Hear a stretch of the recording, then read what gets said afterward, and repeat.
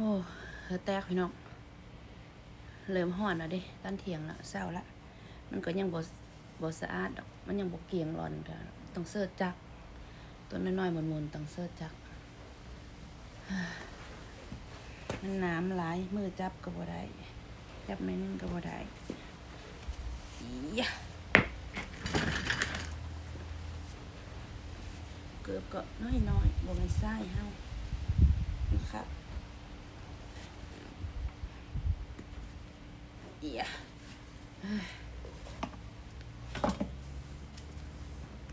ต้องไปหาซื้อจากตัดหญ้าก้อนวันนี้น่ะมันอันตัวหมุนมันเด้คันบ่สั้นก็สิได้เฮ็ดคือหวายไห้นี่แหละสิได้เอาจกเอานั่นมาคือหวายไห้นี่แหละ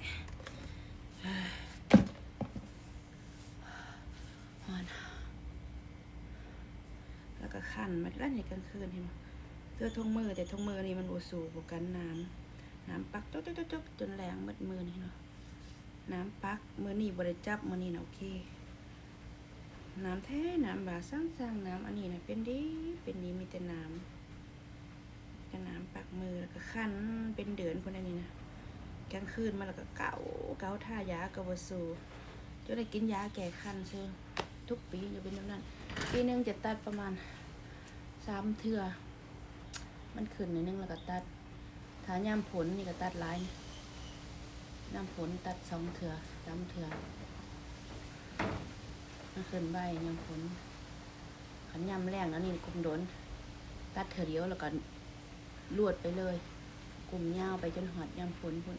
มันก็ขึ้นโยขึ้นห้างๆหิ่งๆขึ้นซ่าบ่ได้ขึ้นไวคือยามฝนขึ้นไวใหญ่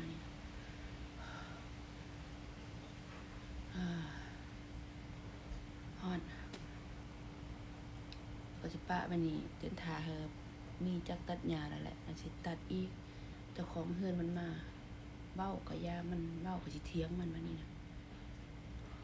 บางทีเจ้ามาหาข่อยก็จักอีหยังต่ออีหยังให้เจ้าบ่ซอยข่อยบ่ได้ติให้ข่อยยืมจักตัดหญ้ายืมในเดียวก็บ่ได้เขาแม่นโคตรขี้ที่เนาะคนเนาะโอ้ยอย่าเหือฉันยังได้ถึกลอตเตอรี่เด้ออย่าได้ถึกแจ็คพอตเด้อถึกเมกานี่โอ้ยเขาไปหาซื้อเงินฟรีให้คนทุกคนอยากอยู่ฟรีเลยบ่ต้องให้มาจ่ายเงินอีหยังดอกเอาโคตรฮีดมาตอนแรกๆนี่เราอยู่แต่เดือนนึง800แล้วต่อมาเนี่ยเฮามีลูกหลายคนเพิ่นเอาขึ้นตึม 1,200 ขึ้น 1,200 แล้วต่อมาเพิ่นอยากให้เฮาออกเพิ่นเอาขึ้น 1,800 ขึ้น 1,800 มาเพิ่นอยากให้ออกอีกเพิ่นบ่มักเฮาแต่งกินเด้บ่มักแต่งกินเฮาบ่แต่งกินนี่เฮาก็บ่มีเงินจ่ายให้เจ้าแล้วอยากให้ออกบาดอีกมาตึมปีนึงแล้วขึ้น 3,500 วดขึ้น 3,500 เลย 3,500 นี่จะแปลงหยังให้ข่อยว่าบ่แปลงเฮือนนี่บ่มีฮีตบ่มี AC อยู่นี่มา8-9 ปีบ่เคยได้มี AC บ่เคยมีฮีเตอร์หนาวแล้วห่มผ้านุ่งเครื่องหลายๆร้อนแล้วก็ลงน้ำเอาน้ำลูบเซ้อก็เลยเว้าว่ามาเว้ากับอีตาผู้เก่ามาป้าเมกามันคือนรกเนาะว่าสิพวกเจ้าทุกข์ปานนี้หว่าอยู่เมกาข้อยอยู่เมืองลาวข้อยยังบ่ได้ทุกข์ปานนี้ได้ข้อยอยู่น้ำไห้น้ำนาบ้านซ่องข้อยเย็นสวยๆข้าวปลาอาหารข้าวนำซ้ำปลาข้อยบ่อึดบ่อยากหมู่มาเป็ดไก่เลี้ยงเอาปลาก็มีหนองผักข้อยก็ปลูกเอาออร์แกนิกอีกข้อยกินอิ่มน้ำสำราญแต่จุกข้อยบ่มีเงินเหลือใช้ซื่อๆข้อยเงินก็พอจ่ายนั่นไปให้ไปหน้าน้ำหมู่ซื่อๆสิหากบ่มีเงินหลายจิป่ามาการไปลินปานนั้นบ่มีเงินหลายไปเที่ยวต่างประเทศซื่อๆเขาคือว่าขี้ที่ขี้ตังแต่ว่าคนรวยนี่มันกดขี่ข่มเหงคนจนไว้อย่าเหอะกูเลยถึกเลขเด้ออย่าเหอะกูเลยถึกแจ็คพอตว่านะถ้าจังได๋สิถึกเนาะ 2-3 เดือนซื้อเทื่อนึงซื้อเทื่อละ$10บ่เกินเงินโดนก็ถึกอยู่ถึก$5 $10กี่ข้านไปเอาซ้ำแล้วก็ปล่อยไปแล้วก็หมดเวลาเอาซื่อๆมันขึ้นเอาเลยค่ะเฮือนเดี๋ยวปีหน้ามันขึ้นอีกเฮาก็สิหนีป่าละ หนีแม่มันล่ะบ่อยู่สนแม่มันล่ะเจ้าของเฮือนนี่เป็นคนเขมรคนรวยแล้วมีเฮือนอยู่10ปลายหลังบ่แม่น15หลังพุ่นหรอมีเฮือน15หลังหั่นน่ะมาแต่เขมรยามใดนี่มาอยู่นำเฮาได้มาอยู่นำเฮาจนว่า8 ปี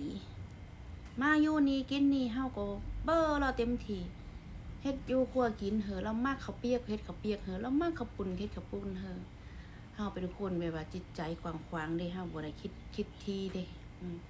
ถ้าว่าเรามาอยู่นำเรือเฮาเป็นเดือนเท่านั้นเฮาซื้อหยังซอยเฮาบ่เนาะบ่ได้ซื้อข้าวจักเม็ดบ่ได้ซื้อสิ้นจักตอนมีแต่เฮานี่ซื้อเม็ดเรามีแต่ซื้ออันมักใหม่เรากินมักใหม่กลางคืนเราบ่กินอาหารแรงเราเป็นคนที่แบบเป็นโรคหัวเจอแล้วมีคอเลสเตอรอลสูงเลยเราย่านตายปากสมบัติเราเนาะเราเป็นโรคหัวเจอเราจะบ่กินมันบ่กินเครื่องในสัตว์บ่กินนั่นบ่กินนี่กินแต่นมกับมักใหม่แล้วก็กินเราไปออกกำลังกายปีนึงมื้อนึง2 ชั่วโมงเรามีแบบสาวน้อยเมียน้อยอีหยังอยู่ครับเราอยู่กับคอมเมนต์พุ่นน่ะเราก็นั่นได้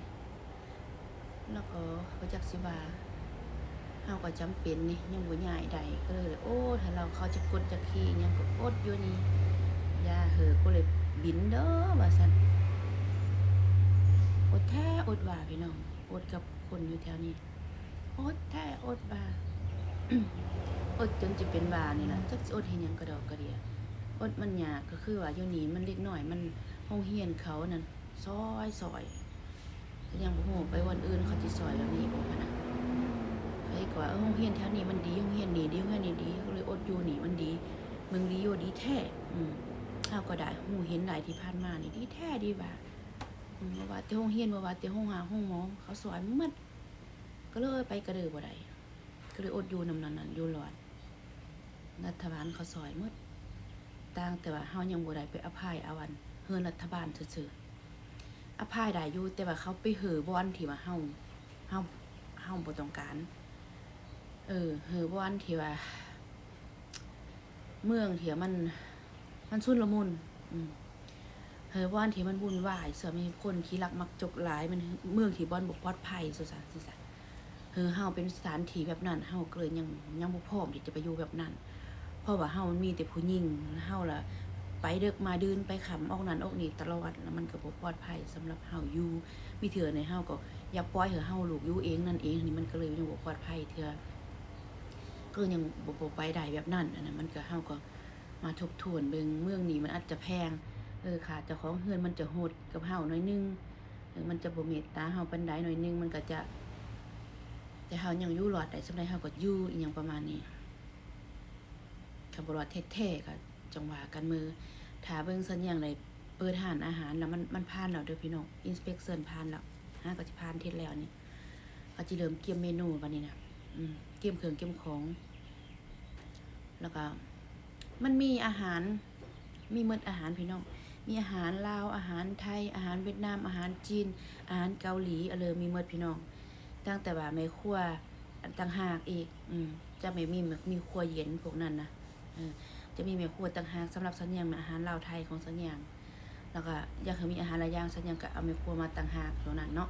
แม่ครัวมาต่างหากให้เฮ็ดเมนูนั้นส่วนแม่ครัวทั้งนั้นเขาเตรียมเมนูหมดเรียบร้อยแล้วแต่สัญญาณยังบ่ได้เตรียมหยังเพราะสัญญาณเคลียร์ลูกค้าทางนี้ยังบ่แล้วเฮ็ดเบียดทางนี้ยังบ่แล้วแต่สัญญาณจะคือดอกบ่ยากดอกเฮ็ดปุ๊บปั๊บแล้วก็ได้สำเร็จก็แล้วสำนั้นแหละจังได๋ก็เฮ็ดเท่าใดแล้วมันก็บ่ได้ยากสำหรับที่เฮาเคยเฮ็ดเคยกินมาแล้วมันก็บ่ได้ยากเนาะสูตรก็เอาสูตรเฮานี่แหละโอ้เจ็บแอวแล้วสิเนาะกลมหลายทันยายเก็บแอวก็เริ่มเจ็บแอวยังก็จะลุยเวียกลุยงานค่ะเหนื่อยหั่นจะไปหาจักรมาตัดอีกอาจจะเป็นมื้ออื่นมื้อฮื้อบ่สิตัดอีกตัดแล้วก็เก็บใส่ถังเขาบ่ให้จุดแล้วก็ผิดกฎหมายค่อนถึงตรวจแล้วก็ตำรวจมาเจ้าหน้าที่มายากพี่น้องเอ้ย